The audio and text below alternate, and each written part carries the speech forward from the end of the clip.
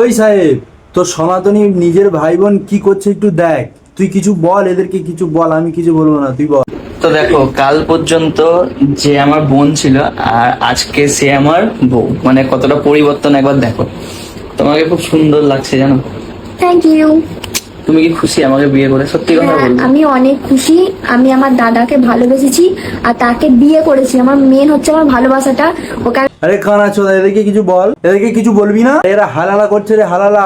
কমেন্টে বলিস না হালালার বাচ্চা, হালালার পয়দাই, সেই তো এরা হালালা করছে রে, হালালা। আর তুই খালি মুসলমানদের ভাই বোনেদেরকে খালি টানাটানি করিস। দেখ তোদের ভাই বোনেরা তো হালালা করছে, লোকে তোকে এখন কি বলবে বলতো? যে তুই মুসলমানদেরকে নিয়ে টানাটানি করি, তোদের ঘরেও হালালা হচ্ছে, আবার নিজের ভাই কি বলবি বলতো? এখন তোর তো মান সম্মানে পড়ে যাবি তুই। এদেরকে নিয়ে একটু ভিডিও বানা, ভিডিও বানা। এরা তো ধর্মকে বদনাম করছে। আরে অন্তত এটা বলে দে যে ওরা হচ্ছে মুসলিম, হিন্দু সেজে, সনাতনী সেজে সনাতনীদেরকে বদনাম করছে। অন্তত এটা বলে দে, তাড়াতাড়ি এদেরকে নিয়ে ভিডিও বানিয়ে বলে দে যে এরা হচ্ছে আব্দুল। বুঝতে পেরেছিস কানা চুদা?